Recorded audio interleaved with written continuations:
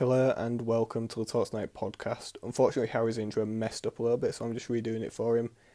Just like, share, subscribe, and enjoy. Hopefully, this can take your mind off any problems you've got for the next half an hour. Cheers. We'll be focusing on mental health. Just a word of warning, this episode could be quite upsetting to some listeners. So today I'm joined by a very special guest called Jamal. How are you today? Oh, mate, I'm good. You good? So, obviously I've known you for a long time, and we've worked together in two different places, which is quite funny. But It is. So what's your experience been with mental health? My experience, there's a lot of ups and downs, really. It's been a very rocky road. But it's made me a better person, I feel. I think it does with a lot of people, to be honest. It depends how you take it. You can take it as a good lesson or a bad lesson. As long as you always take it as a good lesson, that's the most important thing. Is taking that issue and taking that problem that you are dealing with day to day and using it to your advantage to becoming a better person. Mine started when I started feeling it about year 8, year 9. Just started feeling quite down and a bit upset, and I would always ask myself why was I feeling this kind of way? Why did I feel like this? I didn't answer the question because I didn't know until I asked questions, started looking into it, and I started understanding it. And yeah, to be honest with you, it's a hard situation. It's a hard, difficult situation for a lot of people that do struggle with it day to day. But I'm thankful that, a lot of us are still here and we're still fighting every day with your demons. Because believe me, that's take it or leave it. It's one of the worst things that has ever happened to the human body, because it's been with us for generations. It's been with us for years. But we've only now acknowledged it, which really says a lot about the situation. That it's an issue that's in your head, and we've kept it locked away for hundreds of years. Only now we're starting to really sort of let it out, as we have been. I mean, our generation now is very, I'd say, open-minded. Yeah, I'd say that. We're very feeling quite like a very, I don't want to say emotional generation, but we're definitely like you said, we are more open with it, aren't we? Absolutely, yeah. We grasp onto things a lot more.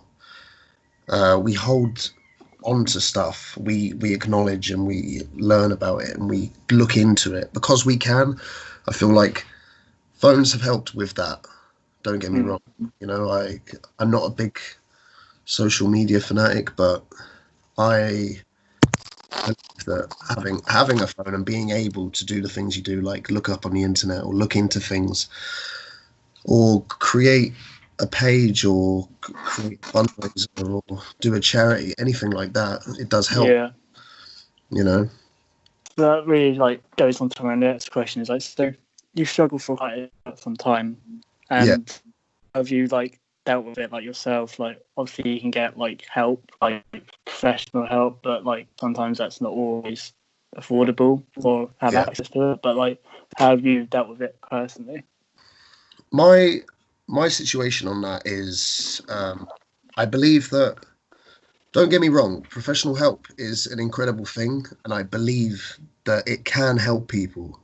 But my interpretation of it is, you can only really talk about it if you've really been through it. You have to have experienced that and dealt with that to really, really understand that other person and be able to speak to that person and have that open-mindedness to being I understand, but not saying it, really feeling it.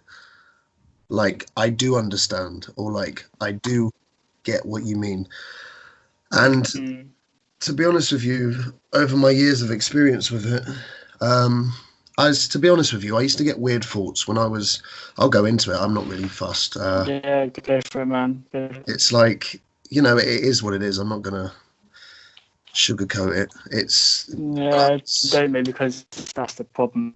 It People is. were like, oh, I'm all right, really, but really, you could have a really dark mind, and that's Yeah, like, it's key to be open, like, even if it does get really dark, so to yeah, speak, in of terms of course. like, But that's life, you know. Life is dark. When you think about it, if you look in the dark places, you find dark.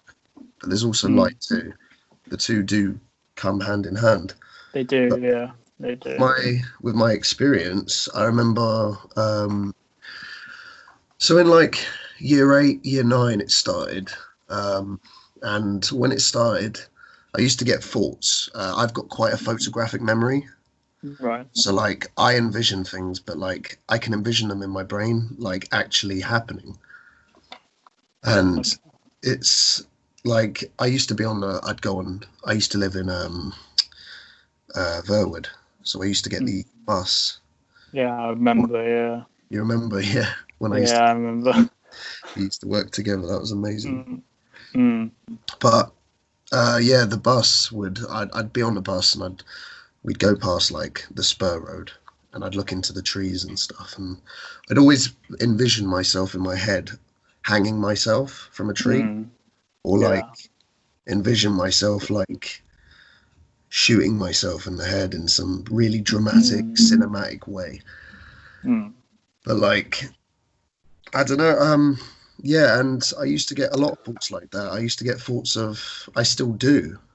Um, these thoughts never go away, you know. Like even get thoughts of um, the way that you die, or like the feeling that you feel before you die, you know. And I became so obsessed with that. I became so obsessed with that thought of what is it like, but also I want it to happen too.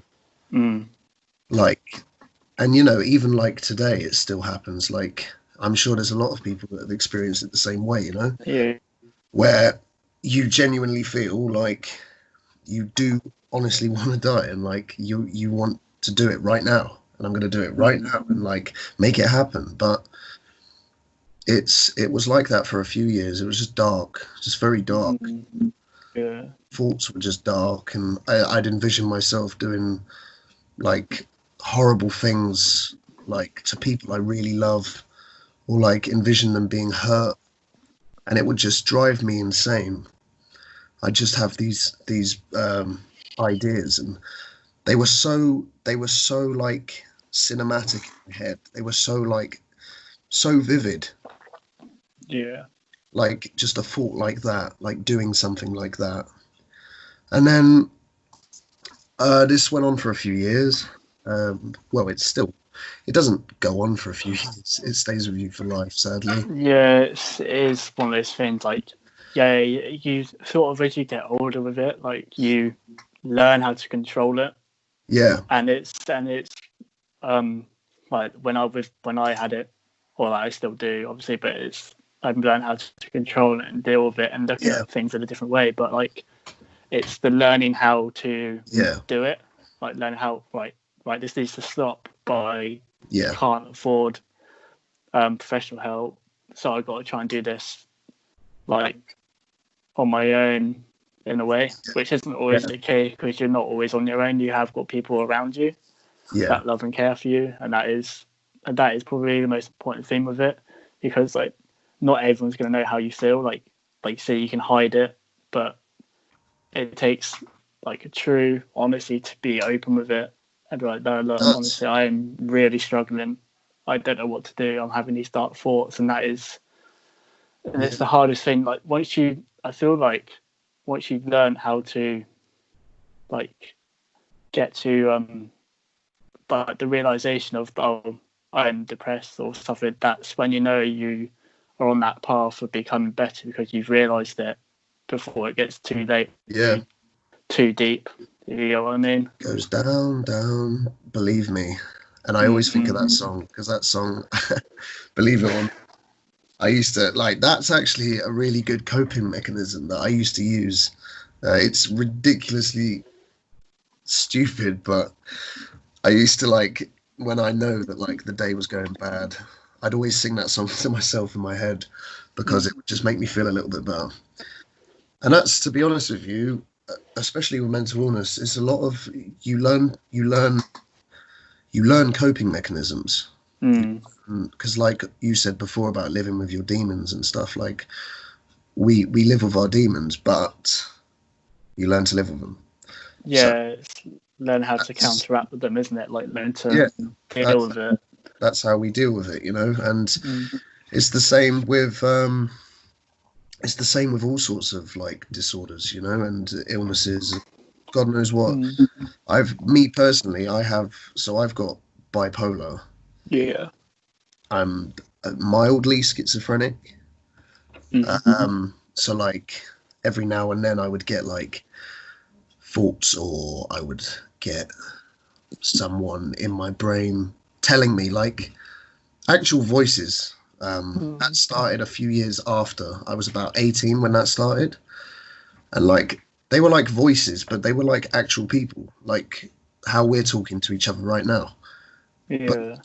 there was like different voices. Like there was about four, I think, four different voices, and they still like linger, but I do try and block them out. Yeah, of Like course. they actually, like when I say speak to you, I mean like imagine it in the most vivid and perfect way to describe something. Like it is that. It is the most. Oh man, it digs deep. Yeah, You know, it does. Yeah, it it does. is. Like it's such a hard thing to deal with, and like yeah, it's just like Yeah. this really like stems onto my next question. Really, it's like so. Obviously, we're in this lockdown, and obviously we're not allowed out, and obviously you're just sitting there looking for things to do or to watch or whatever, and then if you did, then your mind just runs away, doesn't it? So how have you coped during the lockdown? Um, I'm not gonna lie to you. I am really struggling. I'm sure you are too. Uh, Yeah, yeah, I'm sure a lot of us, a lot of us, but especially the ones who are feeling really, really depressed. And I know how that feels. You're waking up every day and you're just staring into nothing. You just feel like so isolated, literally, and you just don't know what to do with yourself every day because you've done the most of everything that you can. And mental illness, especially, is one of those things that relies on routine. I've learned that now. I've learned that routine is the most important thing in yeah. It is. Yeah, a stable life, especially if you experience negative thoughts, especially if you feel that way, if you feel that horrible sensation of dark, sad loneliness, then you need a routine because the way that our minds work, I believe that when you have something to look forward to, your brain automatically understands that it's now content because it's got something to look forward to.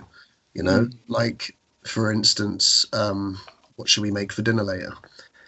It's something as simple as that, but yeah, brings so much clarity to your mind because you need clarity, like especially when it's foggy up there. You need to be able to have a nice, clear vision of something simple, but something that means so much more. You yeah. know, You it's said like routine is important. I've realised that of like even if it's just the little things like eating at the same time every day or that kind literally, of thing. literally, Like it could be like the littlest thing. yeah. But something I feel like a lot of people as well right now, they're dealing with a situation where it seems to be like some days you'll have a really good day, and like Yeah. I mean a really good day, I mean really, really, really, really good. Mm-hmm. Like, and like that's another thing actually, to be honest. I know I'm going off topic now, but it's like you have this mad, crazy, indescribable, I forgot the word. What is it? Indescribable? Yeah, Is that that it? works. I think it is. Yeah, yeah. Yeah, well, Well, that is we'll make how it I feel work. about it. Yeah. Mm. It's Yeah, it is hard.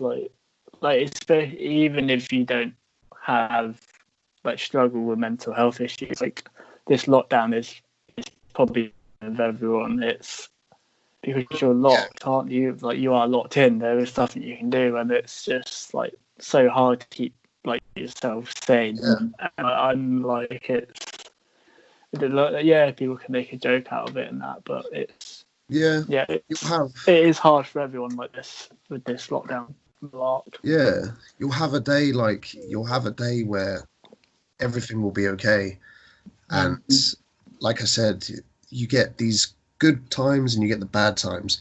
But the issue is, when I started taking my medication, Yeah. I was with an ex of mine. Mm-hmm. That was actually one of the reasons I started taking them.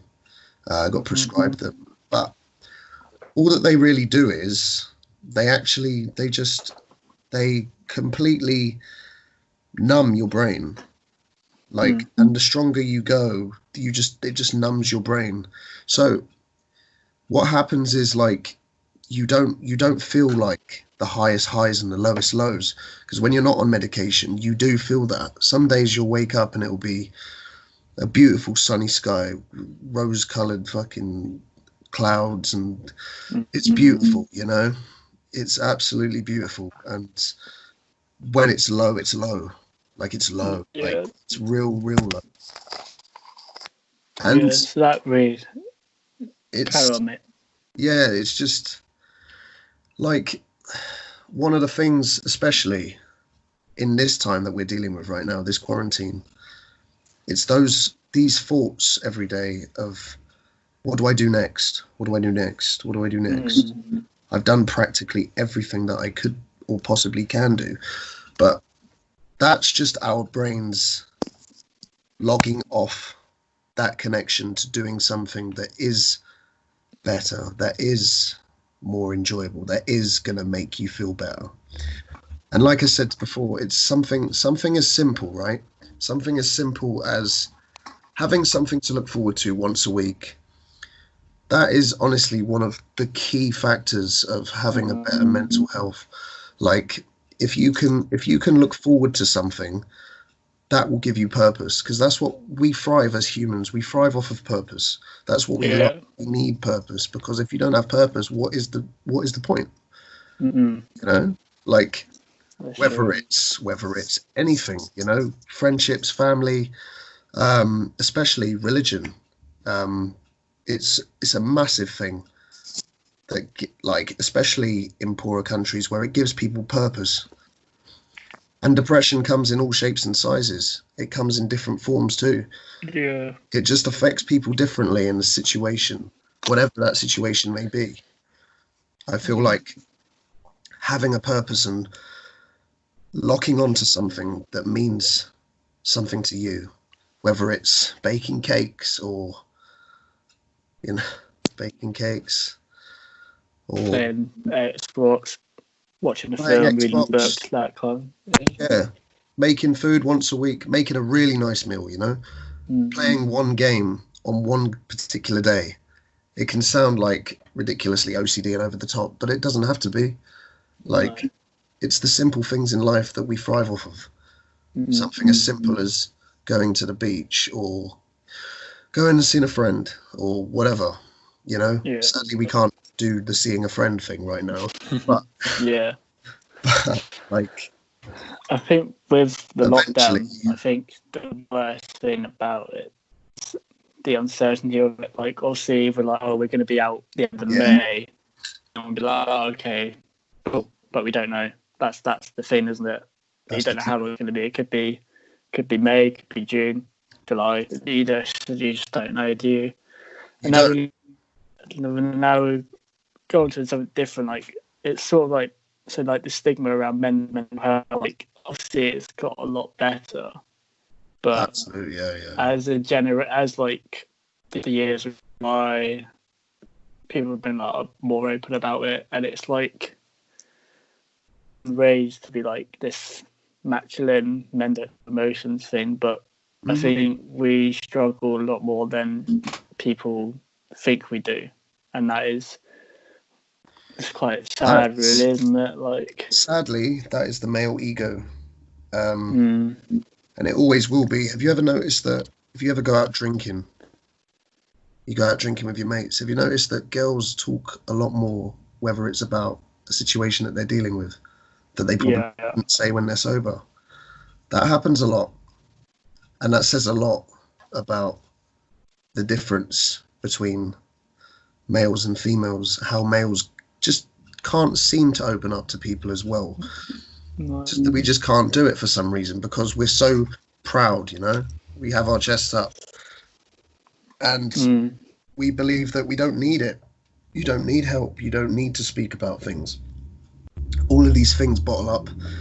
They bottle up, they bottle up, they bottle up, and explode massively. And the more you leave it, the longer you leave it, the worse it gets. You could leave it for years, but then at the end, it's going to be massively, massively just a seriously bad situation. Yeah, I'm speaking of that from personal experience. Like, yeah, even if you just have the one person to open up to, it can make all the difference. Like, whether it depends on how comfortable you are with a person as well. Like, it can make you, yeah, man. It can make you.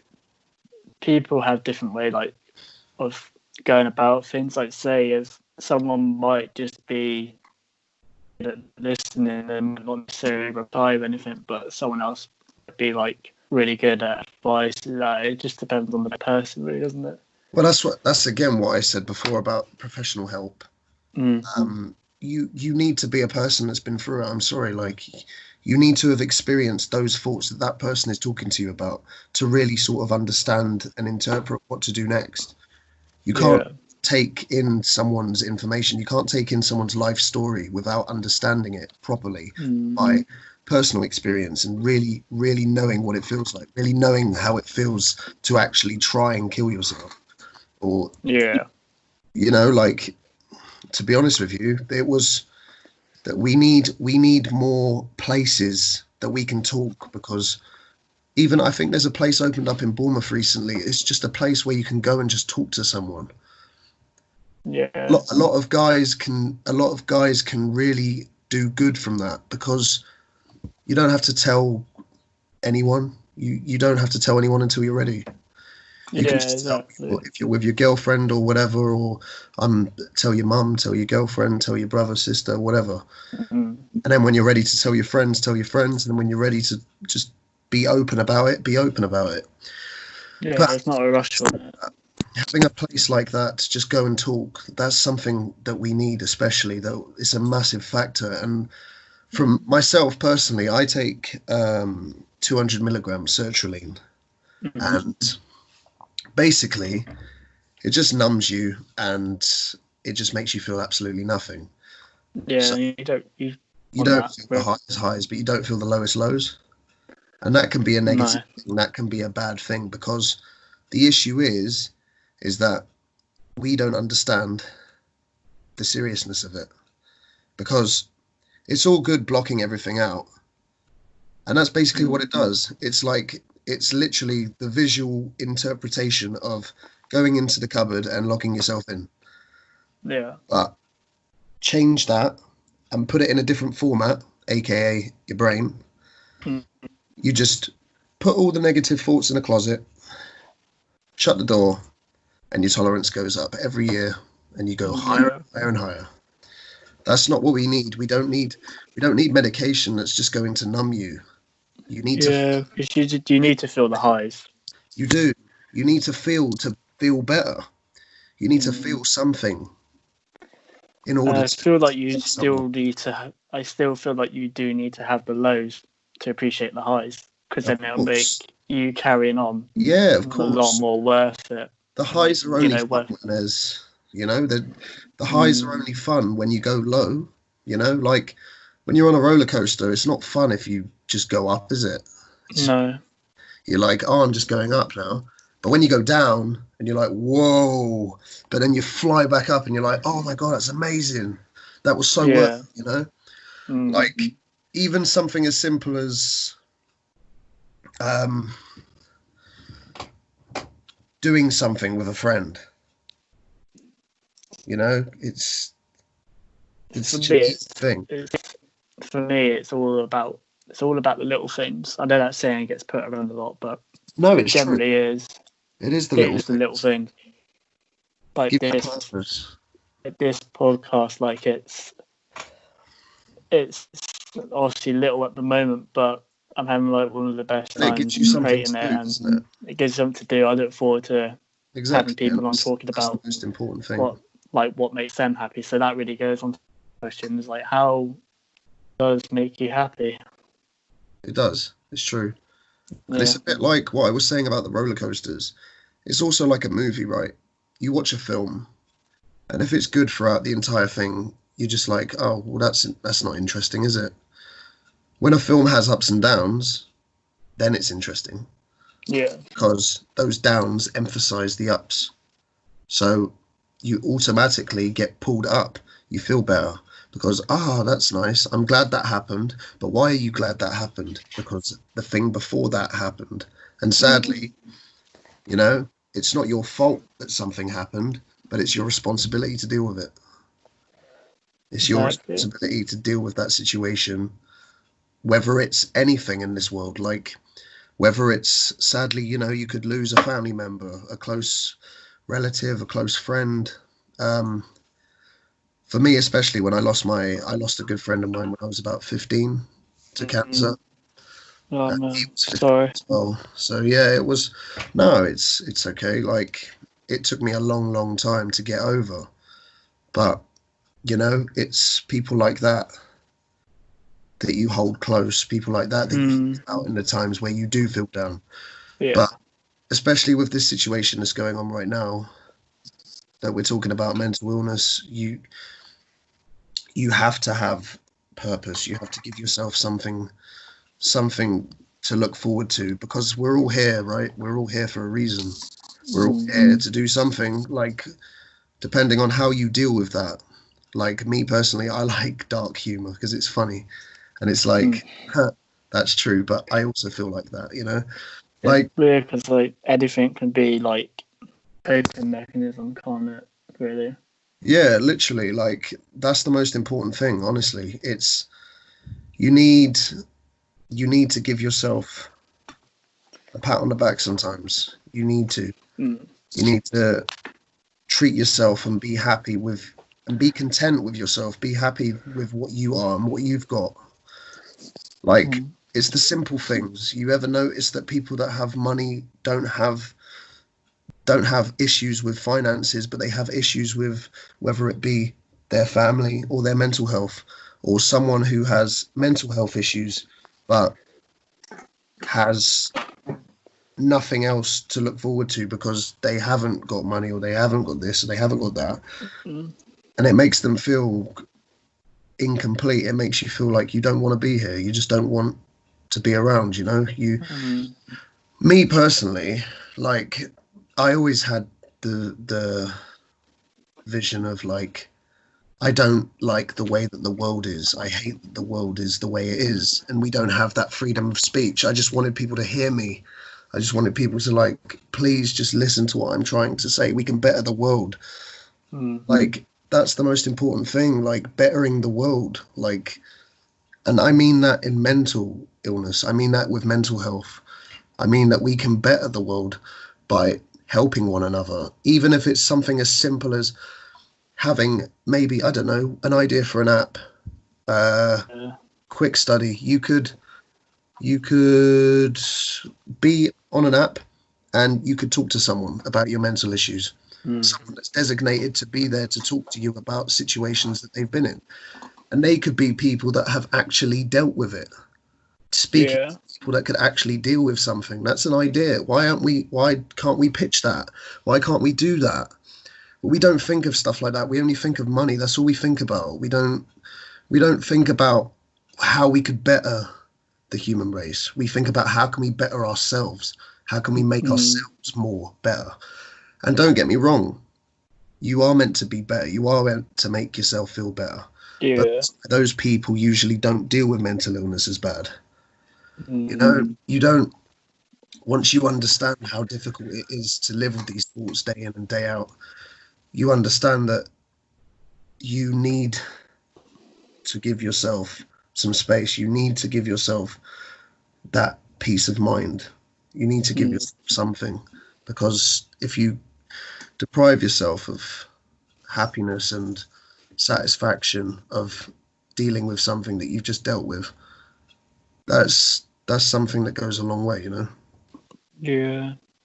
So I just have one more last thing to touch on. So you Yeah. mentioned about a previous relationship. So like, how are relationships like important when you, well, so I don't want to say important, like how are they different if you struggle mentally? Like it's in terms of like overthinking stuff, isn't it? It's Yeah, hard and there's a lot of relationships, especially it can massively affect relationships, and especially when you're with someone who's been so strong and has been so amazing, and who's been there for you, not just as a friend, but as someone who's loved you and chose to love the baggage that's come with you, you know. yeah, Someone that's a big thing, isn't chooses, it? Like yeah, and the difference is when you're with someone like that, they make you feel special, they make you feel better, so they can emphasize the good stuff that does happen, but the negative thoughts, the brain thoughts, they never go away.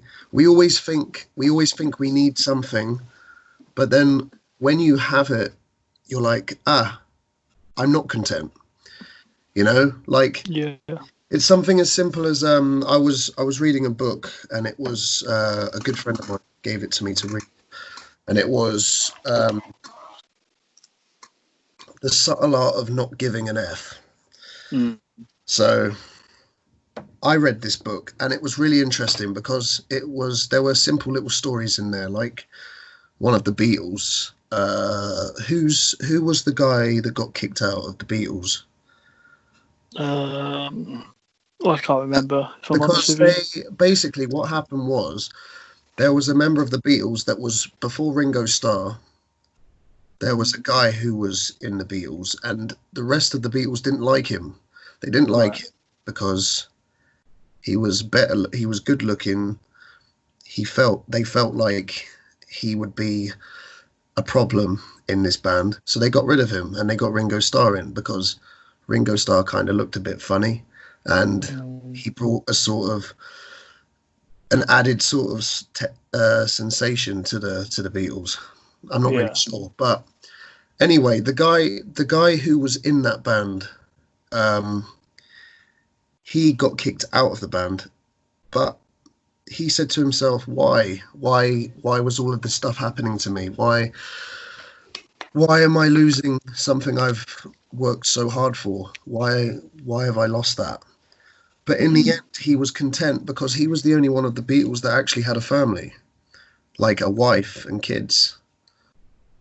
He had his life, he had his content life, and he didn't realize how content it was until he stepped away from the limelight and realized, I don't need to be in one of the greatest bands of all time. I don't have to be in the greatest band of all time. And this relates to mental health because the situation that I'm talking about here is you don't need what you think you need until you've got it. Big Until thing. you lose it, you realize that there was something much, much more special that was literally at your house, and it was there every day, and it waited for you, and it loved every second it spent with you. And that is honestly the key element. Yeah. It's got deep. But it's good though. So yeah. It is. Well, this has been absolutely amazing. The reason I got Jamal on is because I know him from work. We've worked in 2 jobs together, and honestly one of the strongest people I know, and he is the perfect person to have on this segment of the podcast, I'm which honoured. is a topic that really needed to be spoken about, because he knows I've been through some stuff. He's been there for me, vice versa. And yeah, he's really special. Yeah, he's one of the kindest humans that you've ever met. And yeah, well, I'm just gonna Good put boy. sorry. A good lad. You're a good lad. I try. But What I did want to say something really quick yeah, go just for it, before man. we finish. One thing that's the most important, if you have a mental illness, I've always been really good at giving advice and really bad at using my own advice. Yeah. So what I want to say definitely 100% is the key to being happy. If you're sad, if you're dealing with a situation right now, the quarantine, that is absolutely destroying lots of people's mental health, especially, or giving people problems, or testing relationships, whatever it is, the way and the simplest secret in the world to be happy, okay, find something that you love, whatever it is, and whoever the hell you want to say it to, whatever it is that you love to do, you find that thing that you love to do, and you focus so hard on what you want, that one thing, whatever it is, music, for me, wrestling, for anyone, whatever it is, you find something that you absolutely love. You have to be obsessed. If you're obsessed with it, you can go so far. That's how we thrive. We obsess. If you're obsessed with something, eventually you will realize that the mental bad, horrible thoughts, they do go away. They do pass, because you know that you've got something to look forward to. So have something, whatever it is. Don't be afraid to tell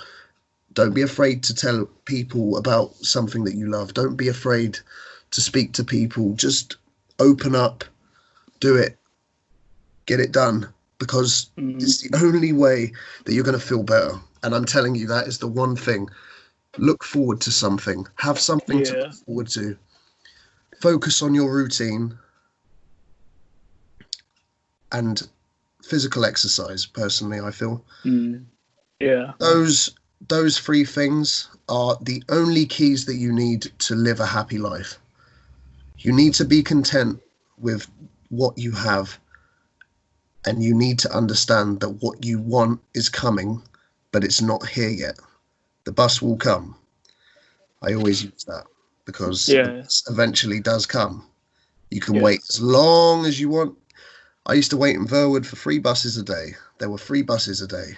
One at 1, one at 11, one at 3, and one at 7. And sometimes it wouldn't even come on time. But the bus will come. What you want will come. You just have to put in the work and let the rest fall into place.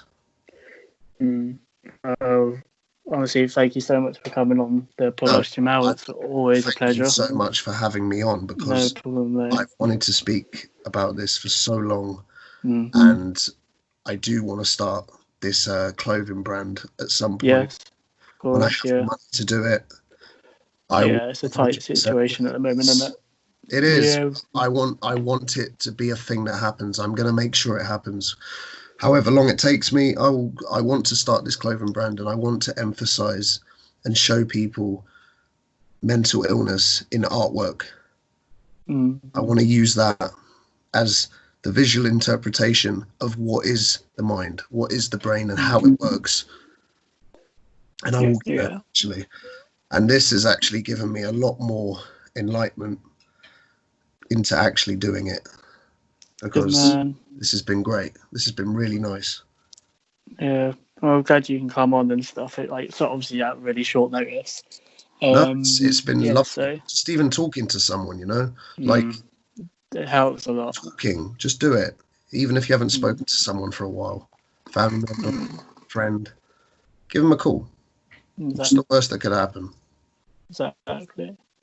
Well, this has been the Talk Late podcast. Very different episode than what we usually do, but an important one. We'll leave links for the Samaritans in the description below. And everyone have a good day and stay safe. And remember, always reach out. It's so important. Have a good day, guys. Thank you very much. Yeah.